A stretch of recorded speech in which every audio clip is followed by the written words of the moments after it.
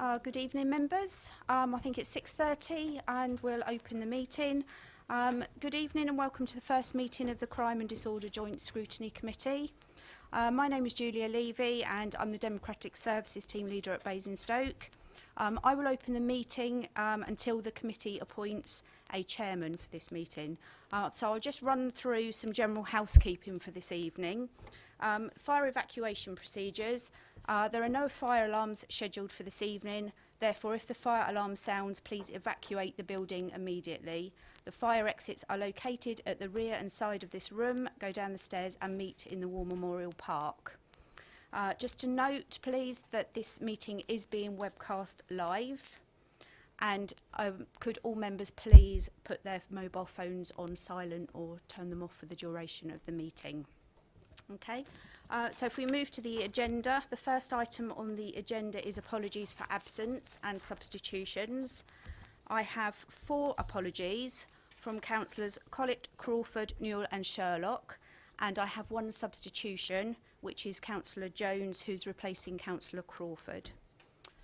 So item 2 is for the appointment of the chairman and vice chairman. Please could I have... Sorry. Please could I have nominations for the chairman for this meeting? Good evening. Can I nominate Councillor Bowyer for the position as chair? And do I have a seconder? Anyone? Yep, lovely. It doesn't. Oh yes, it does. Okay, is that agreed, committee? Yep. So, Councillor Bowyer, would you like to take the chair?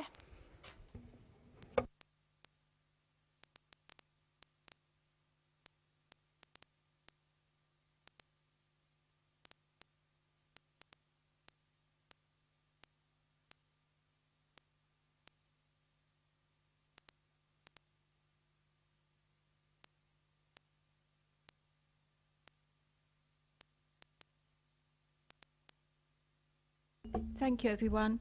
Now the next item is to elect a vice chair. Can I have a nomination, please? Could I nominate Councillor Clark? Is that seconded? Thank you, Councillor Jones.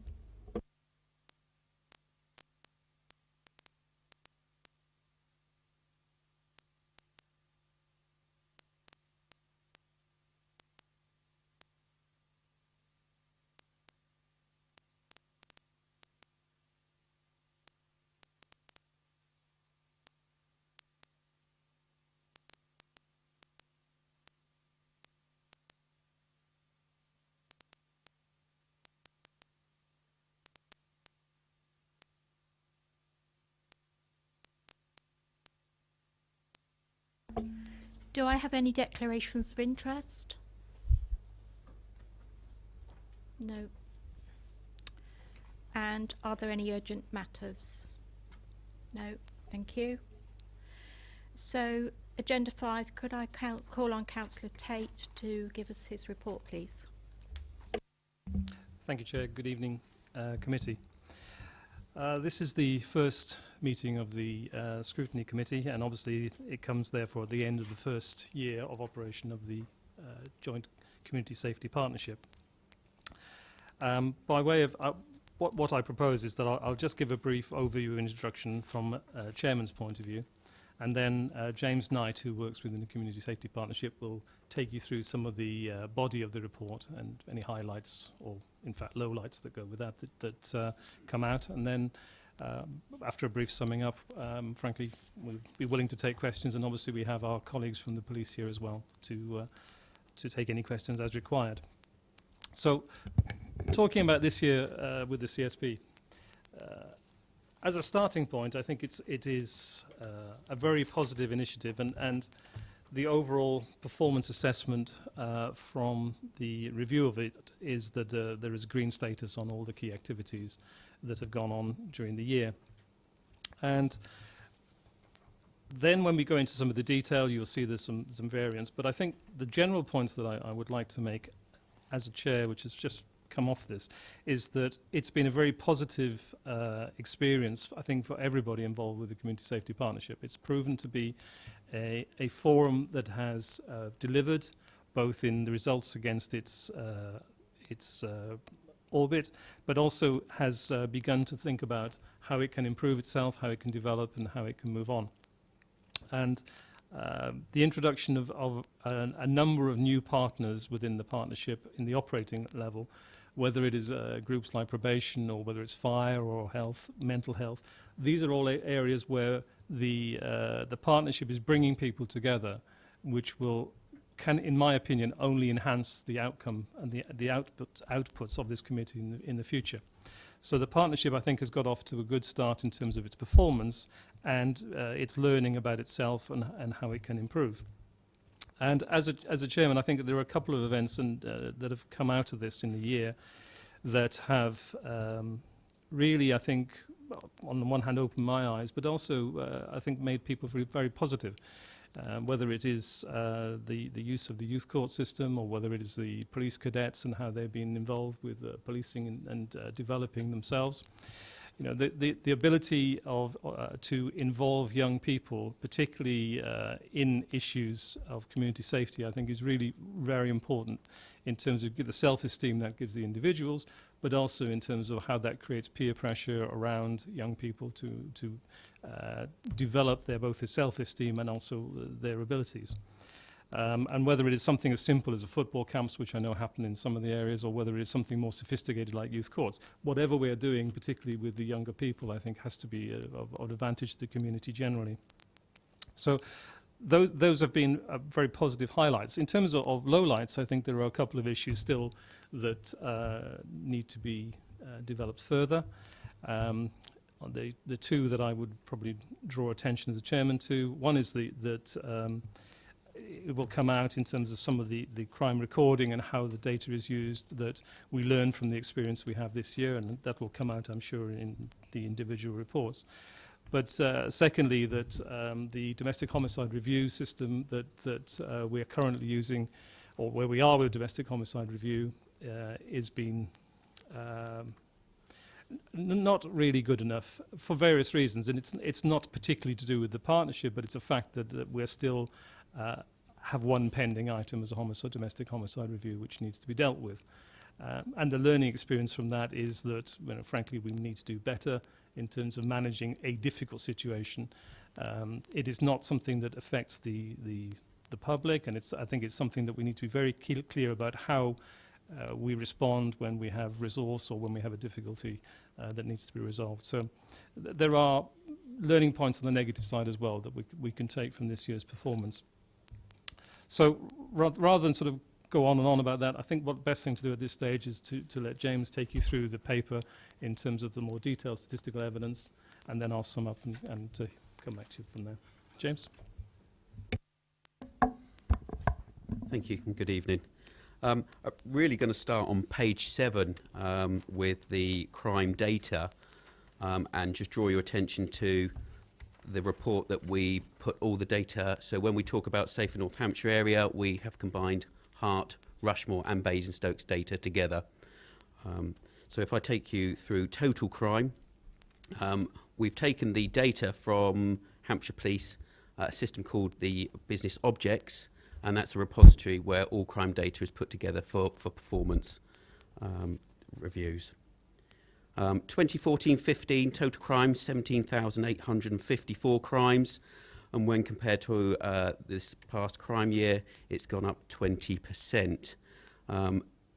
That is in line with the force average, and speaking to Superintendent as well, that was one of the force predictions, and there is under 5.6.1 a bit of a commentary there about how it was almost preempted, if you like, that crime would go up for those reasons to do with crime reporting standards as well. There has been some key CSP activity around that, and again, I don't want to sort of use up all evening reading out those bullet points, but there's some key bits that we've done over the year which I think are quite successful.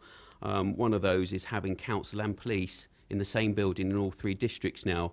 Rushmore, Hart and Basingstoke were on hand to talk, pretty much straight away and to deal with issues very quickly and share resources in an effective way. And there have been a number of operations as well.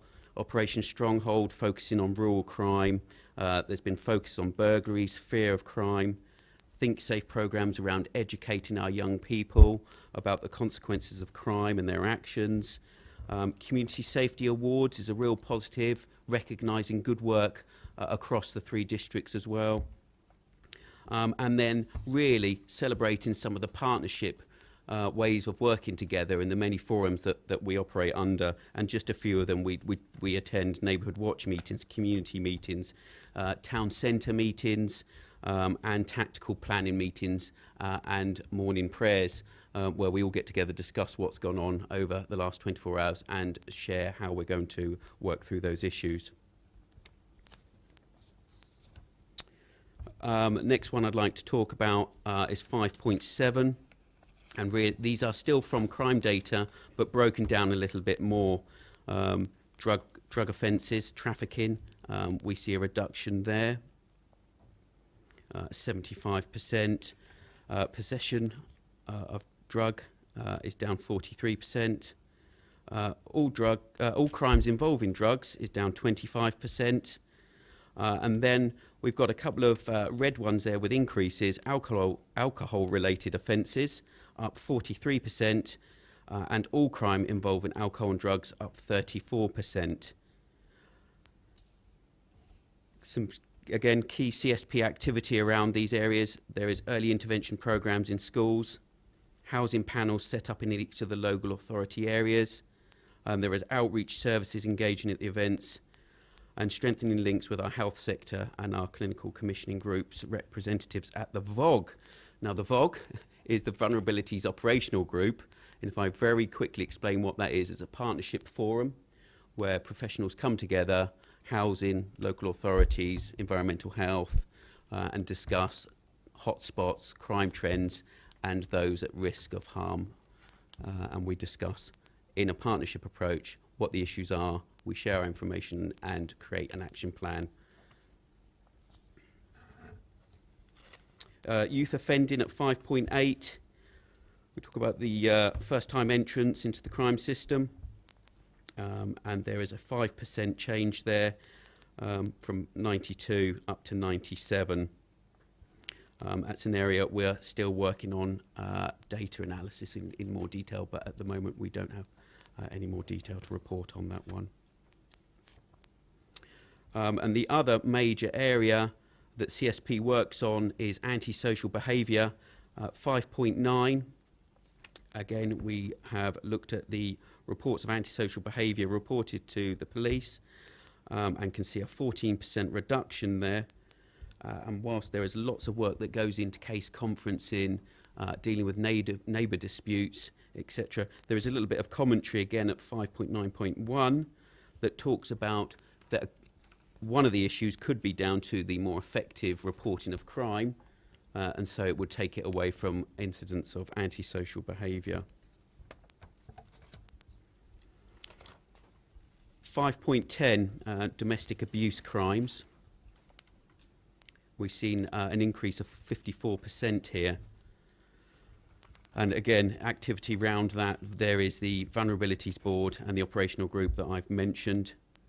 A key worker was secured for 1 year to lead on vulnerabilities, although that contract has now ended. We continue with the Supporting Troubled Families programme. And indeed, there are other multi-agency forums such as the MARAC, the Multi-Agency Risk Assessment Conferences that are conducted to deal with that. But I think a major area there is that as a CSP, we sometimes recognise an increase in domestic crime as a success as we raise awareness, and we would look at the repeat victims side of that, base our responses around that. I think those are the main headlines I wanted to draw out, but to really just conclude that they are Safer North Hampshire data together. Thank you. Thank you, James. One of the questions and issues that have come out of this both report and also the working currently is the issue of data capture, and it is one of the issues that is identified in point 6.2, if in terms of learning and priorities for 2016-17, in that year on year, currently we are in a position where, and I'm sure the General of the Police will speak more if required about this, where there has been a capture change in terms of the data, it's providing a difficult position in terms of looking at year-on-year comparisons. And I think from two things from this, I think just as a headline, I believe the overall crime comparison year-on-year, so for the first 2 months of this current year shows a decline against the previous year. So as the statistics become more robust, we're going to get a much more realistic picture of actually what the situation is within the partnership area. However, backing onto that, one of the considerations maybe for the partnership is actually how to in the future look at what data to capture in addition or separately or parallel to the data captured by the police, on the basis that should there be a change in the future of data capture again, which is not unusual, then we have some basis, so we're not waiting for another year or 2 years before we have an ongoing comparison. And that might be something for the future for the partnership to consider, how to develop that. Other areas for learning is again growing the shared operations. You know, how to build a much more together. Already there is work which is happening together, but how to build operational campaigns or learning and really take the best practice that's been developed and look at how that can be really brought forward quickly within the community safety partnership. So there are some points to learn from this, and it's nothing to say that I think the working with the officers, there is a desire to make the improvements, and overall I think my summary from a chairman's point of view is that we have a partnership here that's dynamic. It's doing things that are different in some areas to other areas of the country. It's working hard to improve itself in terms of best practice, and frankly it's working in an area which is regarded by its residents overall, I think, as being a positively safe area, but we can improve further. So I'm sure that you have individual questions that you'd like to bring up, but that's the summary, I think, from a chairman's point of view. Thank you, Councillor Tate. Shall we throw it open to questions?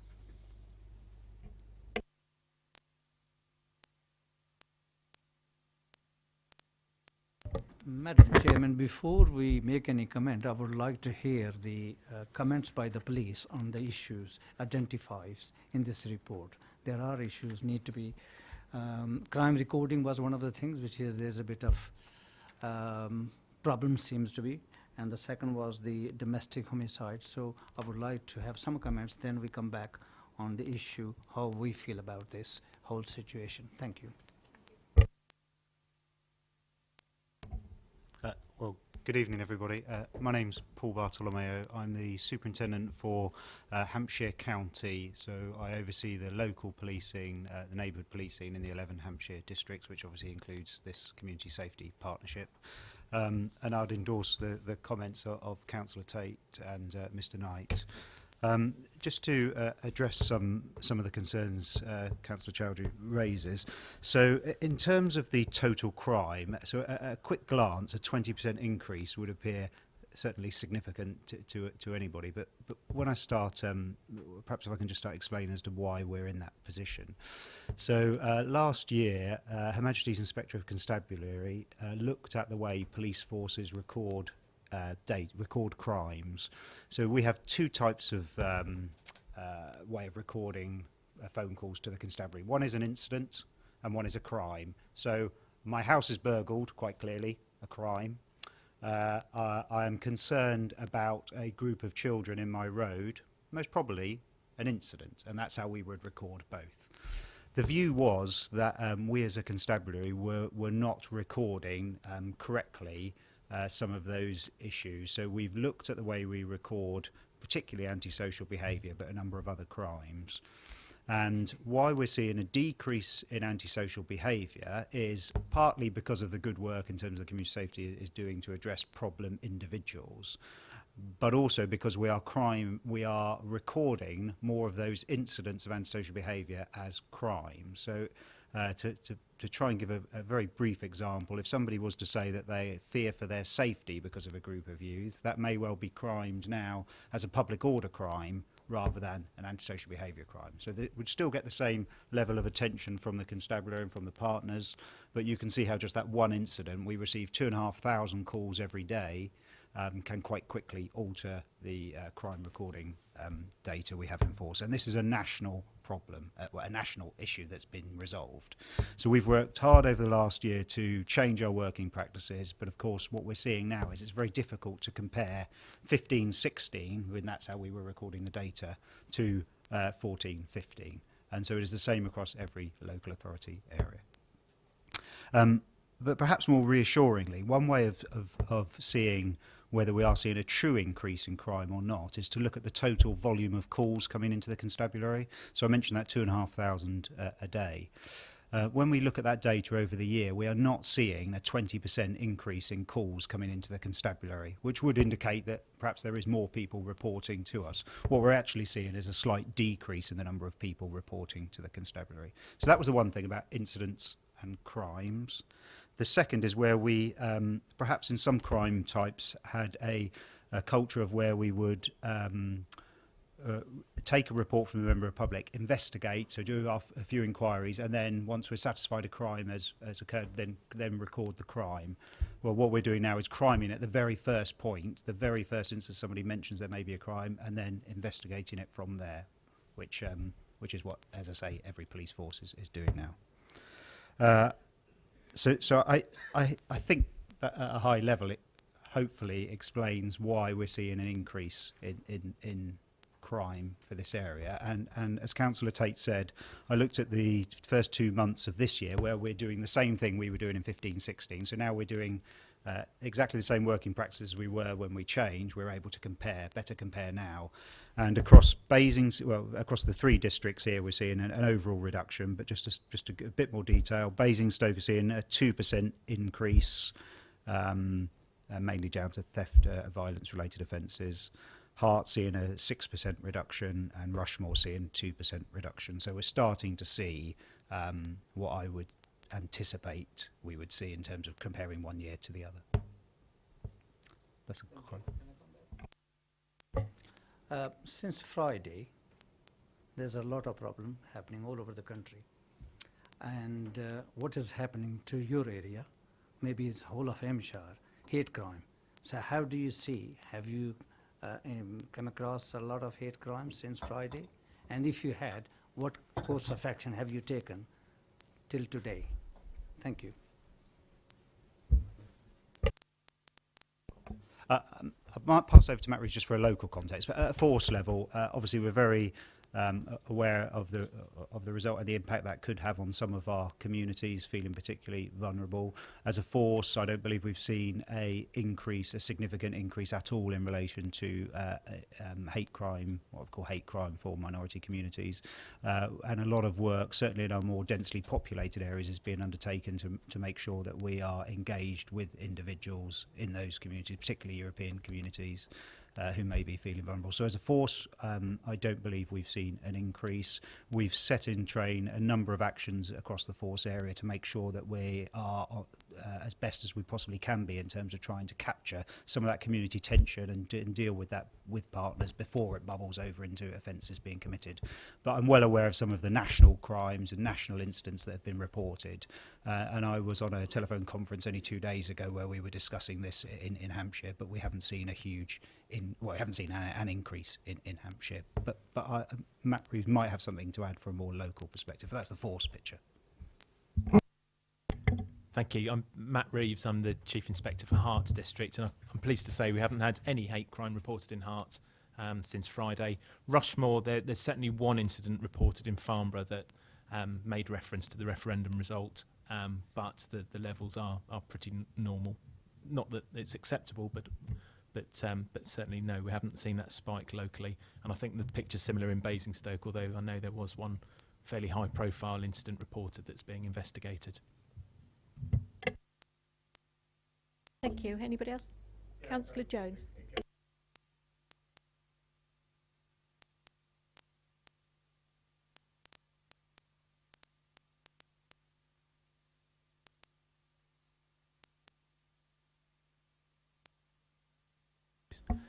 speaking from a personal example, during the election campaign in 2015, I was assaulted.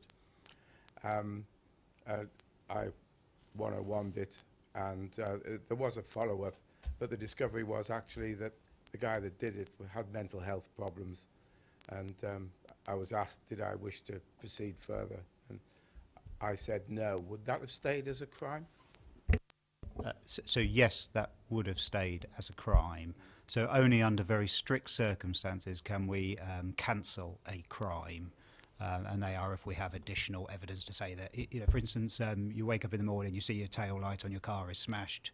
You would report that to us. We'd report it as criminal damage. You then realise that your child has reversed the car into the wall, and you find that there's evidence to say a crime didn't occur. We can cancel, but in most cases it would remain recorded as a crime, but just no further action taken in that example you gave.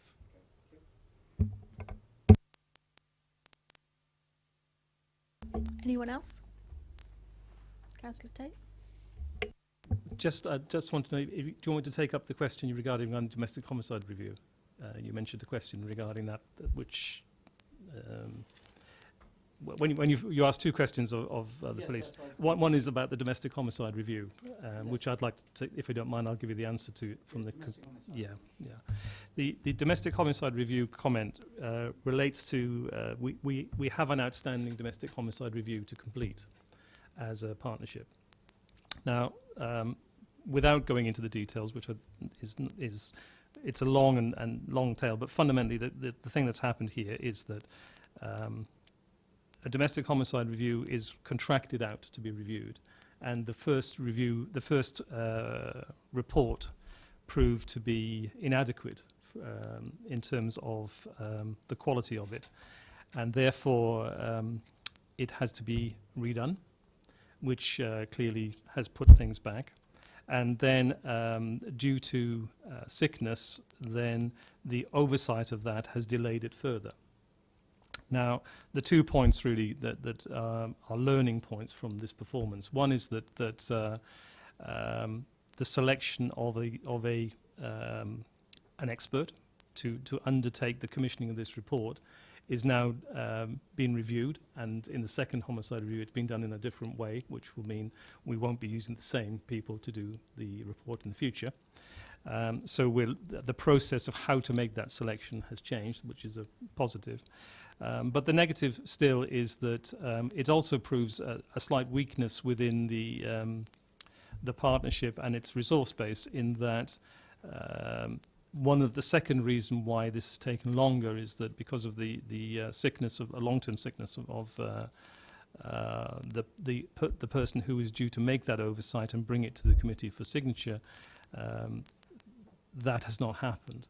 So the learning point from this again is how to become more flexible and using the resources and the resilience of those the staff that we do have to ensure that there is a continued level of ability to perform these tasks, regardless of whether there are long-term sicknesses or whatever. So it is an issue, but there are a couple of learning points from that which have been brought forward within the partnership to deal with it in the future. I believe that as far as the domestic homicide review structure is concerned, that will bear fruit. And I think the positive other part of that is that there is a recognition within the partnership officers and the committee itself is how that you can deal with these things. So if you see a negative, you can deal with it and bring it forward and take it away from the agenda in the future. Yes, Councillor Chowdhury. Thank you. I think what was the cost to this consultation? What are the engagement was? Who was bearing the cost of this whole project? What you identify? I can't give you the actual answer with where the cost is, but I know that there has been an issue of recovery of the initial cost due to the inadequacy of that report. But I may have to give you the detail of that separately. Thank you. Can I just ask on 5.10, we say about a key worker was secured for 1 year to lead on vulnerabilities, but the contract's now ended. Is there any, is it because it wasn't viable or the person left, or are we likely to have it again? Yep, that post was funded by the Office of the Police Crime Commissioner for a 1-year period, and we used that as an interim period while we set up our vulnerability operational group, and that is working very well, and it's probably more resilience. So that post has gone. It was a 1-year post only.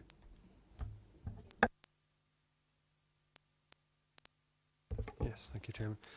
Could I just ask about in 5.10.1, again, talking about domestic abuse crimes, I understand how we might now be recording 2 crimes where there were previously 1. There's a comment at the end, towards the end, that says as well as a rise in the number of actual offences.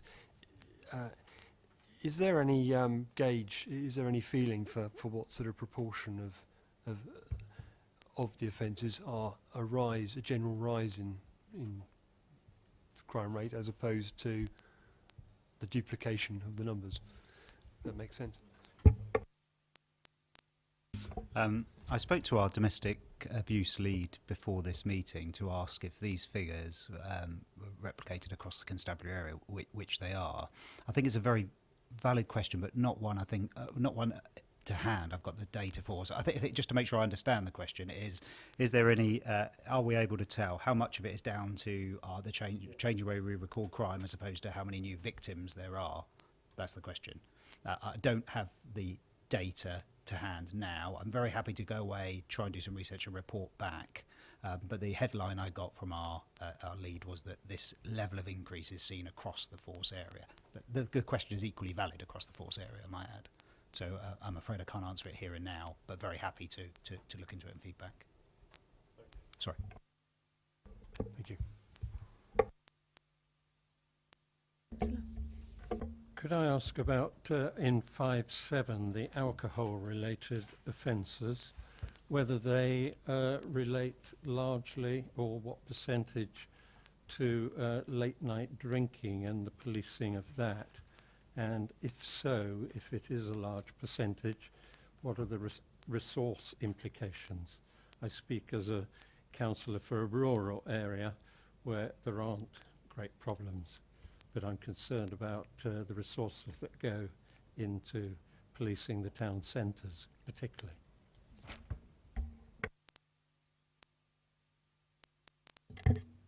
Yeah, I can't really give you those figures now, but I can certainly look into that for you, Councillor Renshaw. What I would say is we do put some resources into the town centre policing. I would say less than we did in the past. Certainly I can speak for Fleet that we've been really successful over the last year with the police licensing team, the combined Hart and Basingstoke local authority licensing team, working with the venues in the town centre for them to self-manage the issues. And certainly the largest venue in Fleet is widely recognised as doing a really good job of not only managing their own venue but the wider area around it as well, which is a really positive step. But it's a valid concern, and I can certainly look and see if we can separate out that data for you. Thank you.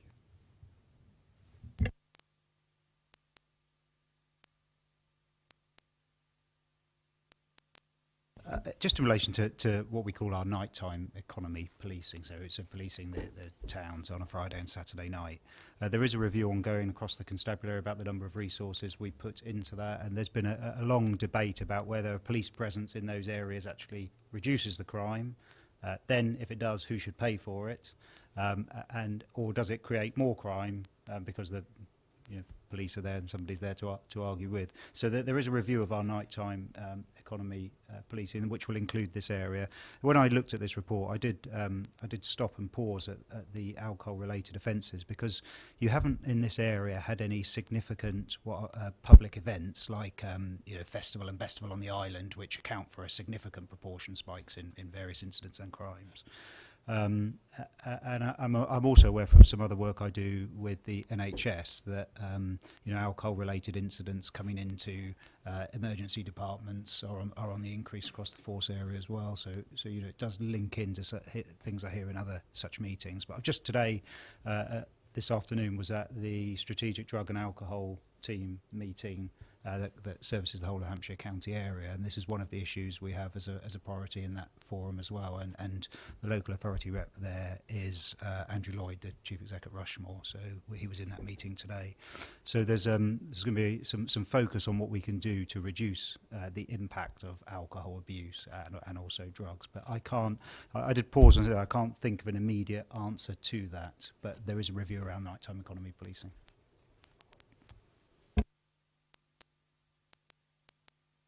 Councillor Chowdhury.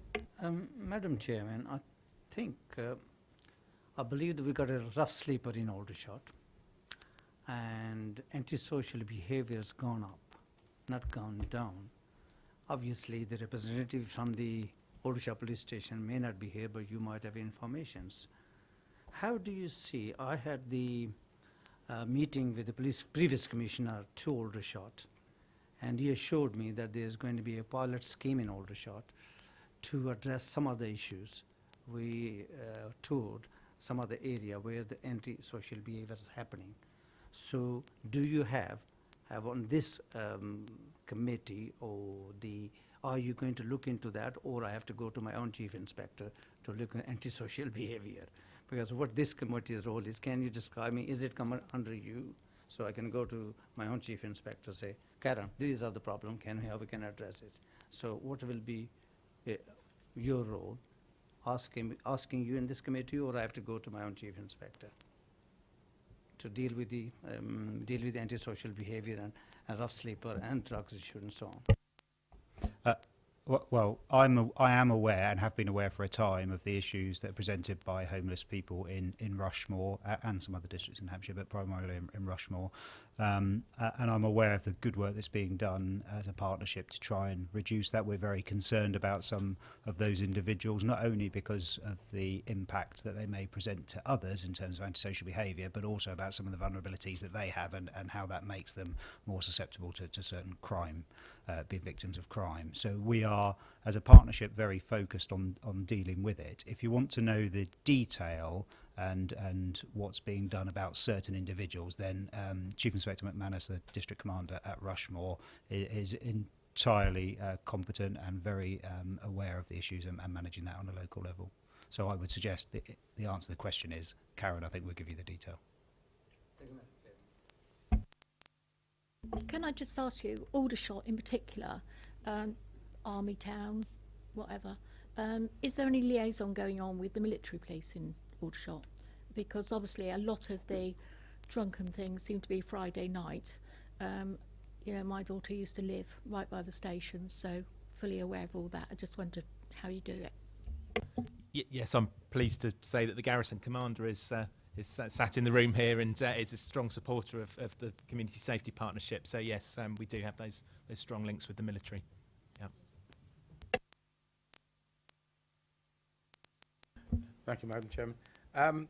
Yes, I think it comes back to the sort of nighttime economy, particularly in Aldershot. I'm a member of Rushmore's licensing committee, and we've had a few occasions where reviews of licences have been a bit difficult, because actually the police have found it difficult to staff up their licensing support team. I think there was a period where there was a staff sickness and there wasn't really a deputy in place. I was just wondering what sort of priority the police put on supporting the licensing reviews. Thank you. You're right, there was a gap, and in what I refer to as the north, but this area, in terms of licensing support, our licensing team is now fully staffed, which includes all areas of the force. I personally work very closely with them with a lot of the work I do. I believe in what they do. I think they make a huge impact.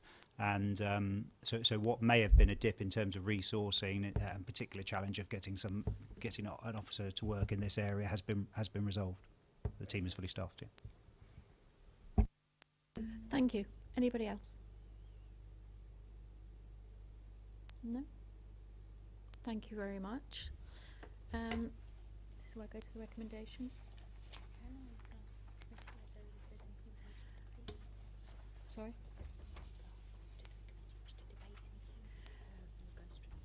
Okay. Do any members of the committee want to debate anything in this report? No? Then we'll go to the recommendations.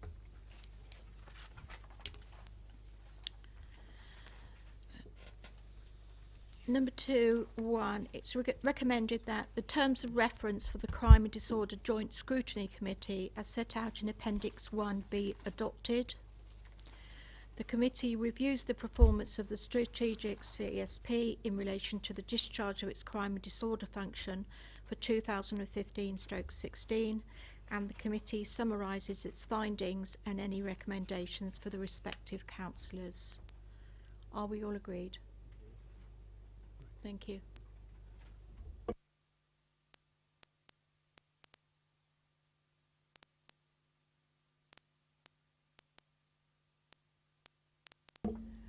Do the committee want to make any other recommendations? No?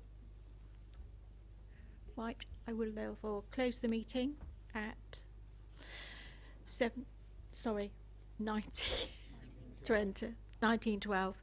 Thank you all for coming, and we'll meet again in approximately 4 months' time. Thank you.